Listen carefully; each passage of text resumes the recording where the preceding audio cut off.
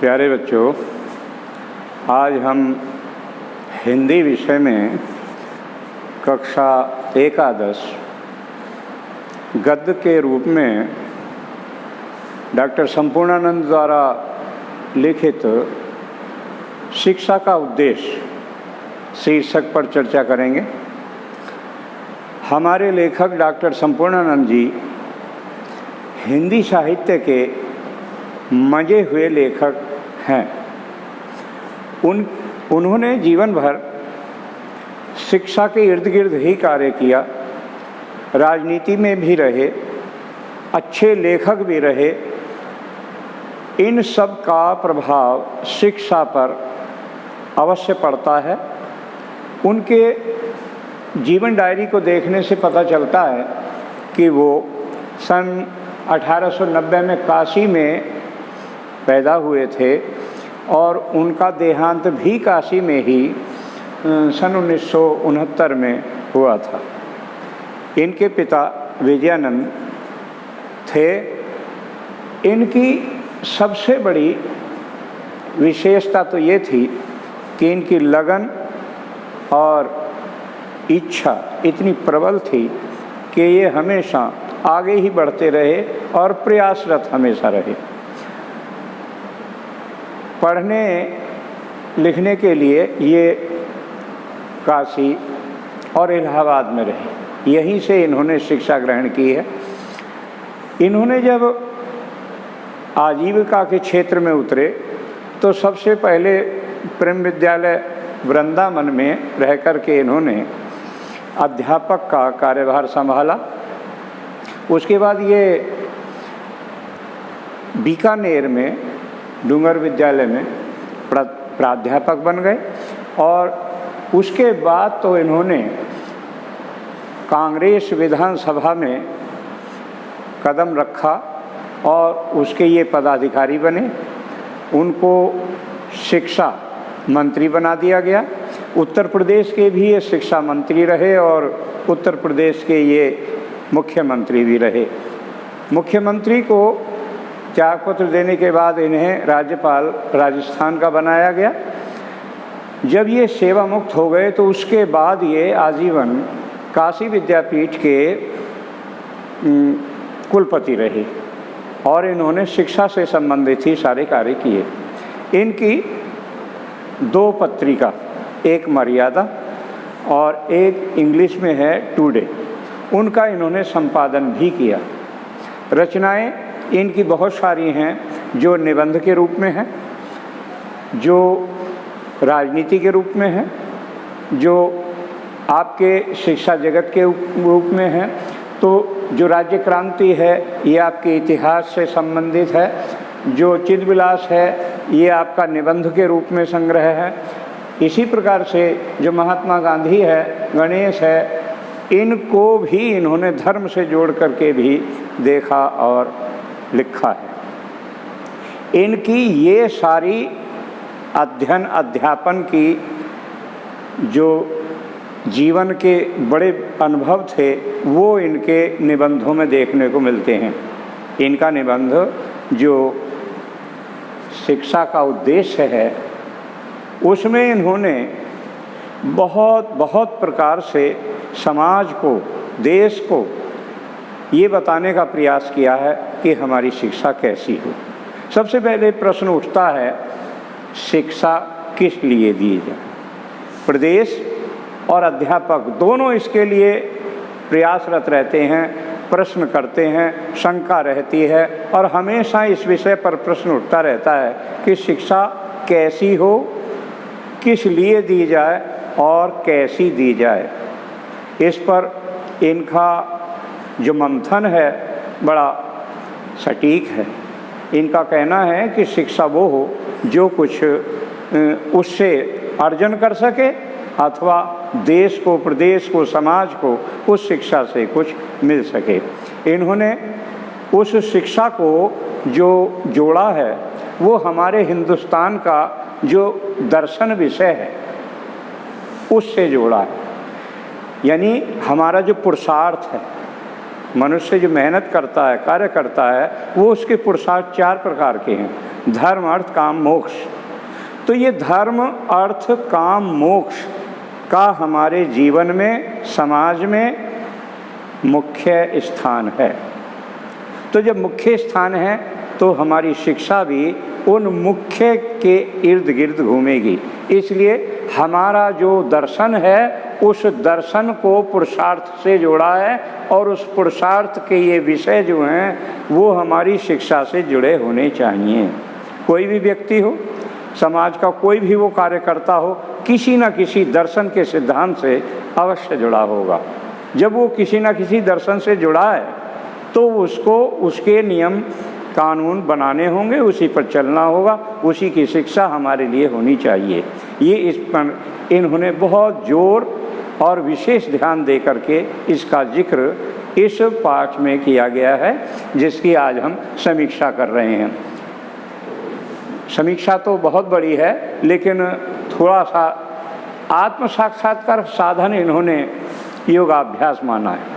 आत्म साक्षात्कार हर व्यक्ति को अपने को समझने की आवश्यकता सबसे पहले है, तभी वो किसी और अन्य पर विचार कर सकता है या किसी और को शिक्षा दे सकता है। जब वो अपने को समझेगा तो अपने को समझने का क्या है, उसका अपना साक्षात्कार होना चाहिए, उसे अपना आत्मज्ञान होना चाहिए। और ये आत्मज्ञान जो है कब होगा, जब हम योगाभ्यासी होंगे। जब तक हम योग के अध्ययन में नहीं रहेंगे, तात्पर्य ये है कि जैसे हमारे पुराने ऋषि मुनि योग करते थे, समाधियां लगाते थे, कई कई वर्षों तक जो है वो समाधि में लीन रहते थे। तो अब कई वर्षों की समाधि नहीं, लेकिन कुछ समय की योग करना शिक्षक के लिए, शिक्षा के लिए बहुत अनिवार्य है। इसलिए ये जो बिंदु है कि हमारा जो योगाभ्यास का साधन है वो आत्म साक्षात्कार के लिए है। आत्म साक्षात्कार हो जाएगा तो व्यक्ति यानी गुरुजी शिक्षा का माने, शिक्षा का अर्थ समझ सकते हैं और तभी वो अपने शिष्यों को उसे वितरित कर सकते हैं, दे सकते हैं, पढ़ा सकते हैं। दूसरे हमारे संपूर्णानंद जी कहते हैं कि शिक्षक योगी है। जैसे योगी होते हैं, समाज से उनको कोई मतलब नहीं होता है, इसी तरह से शिक्षक भी एक योगी है, लेकिन पूर्ण रूप से वो योगी नहीं है जो सन्यासी होता है। उसको सब प्रकार से त्यागनीय है हर चीज़, लेकिन समय, अवस्था, आवश्यकता के अनुरूप उसे वो सब कार्य करने हैं। वह ब्रह्मचर्य पालन करेगा, गृहस्थ पालन करेगा और वो वानप्रस्थ भी रूप को देखेगा, लेकिन वो योगी नहीं होगा। वो केवल तटस्थ कार्य करने के लिए हर समय तैयार रहेगा। इसलिए इन्होंने योगी और उस योगी सन्यासी में यही अंतर दर्शाया है कि हमें योग के द्वारा छात्र के विकास को करना है। ये इसीलिए अध्यापक योगी नहीं हैं। सबसे बड़ी बात इन्होंने कही है कि संसार में कोई व्यक्ति ऐसा नहीं जो अपनी भूलों से, गलतियों से भरा ना हो, जिसमें कोई गलती ना हो, ऐसा हो नहीं सकता। इसलिए लेकिन अपनी भूल को भूल न मानना ये सबसे बड़ा बुरा काम। कोई भी शिक्षक अगर पूर्णतया विशुद्ध रूप से ज्ञान संपन्न है, शिक्षा का उसमें भरपूर भंडार है, फिर भी कहीं ना कहीं कोई कमी हो सकती है। लेकिन सबसे पहला कर्तव्य यही है, शिक्षक दूसरे को भी यही समझाए और शिक्षक का मूल भाव भी यही है, समाज को भी यही देना है, बताना है, ज्ञान प्रसारित करना है कि भूल करना कोई इतना बड़ा पाप नहीं है जितना पाप है भूल को भूल न समझना। आज ज़्यादातर समाज जो है वो इस प्रकार का हो गया कि अपनी गलती को नहीं गलती समझता, दूसरे की बिना गलती को भी गलती का प्रयास करता है कहने का, लेकिन अपनी भूल को वो कोई भूल नहीं मानता है। यही डॉक्टर संपूर्णानंद इस पर जोर देते हैं। एक कितना सटीक, कितना उत्तम ये चित्र प्रस्तुत किया है संपूर्णानंद जी ने। छात्र के चित्त में एकाग्रता करने का अभ्यास अध्यापक को कराना है। तो छात्र जो है वो बिजली की तरह उसकी बुद्धि चंचल होती है, वो क्षण भर भी एक जगह, एक स्थान पर, एक विषय पर टिकती नहीं है। उसको एकाग्र करने का काम गुरु का है।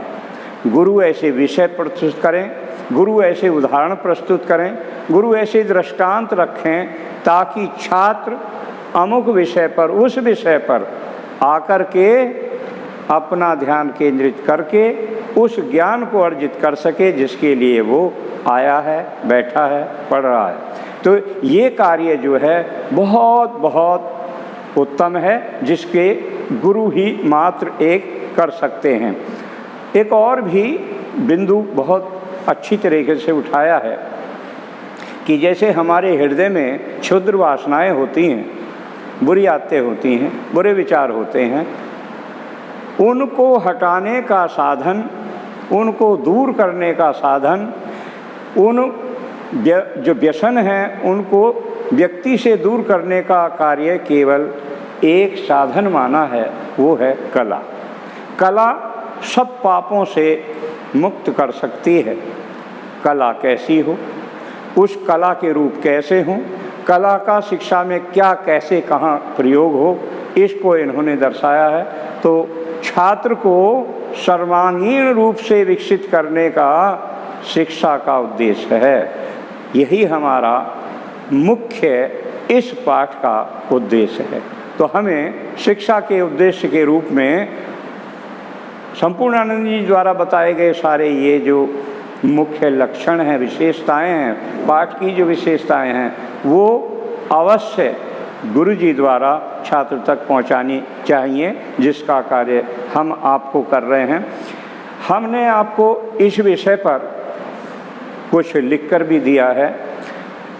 एक खास जो हमने PDF दी है, उसके अंत में गृह कार्य दिया हुआ है। गृह कार्य लेखक अर्थात संपूर्णानंद और रचना अर्थात पाठ का उद्देश्य जो है, शिक्षा का उद्देश्य, इसमें से मिश्रित कुछ प्रश्नों को छांट करके आपको अगर लिखेंगे तो आपका गृह कार्य पाठ की पूरी समीक्षा को करने में सफल होगा। इसलिए आप इस पर विशेष रूप से ध्यान देंगे। एक और विशेष सूचना है, जैसे PDF में लिखते हैं, प्रश्न उत्तर लिखने का ढंग उसी प्रकार से होना चाहिए।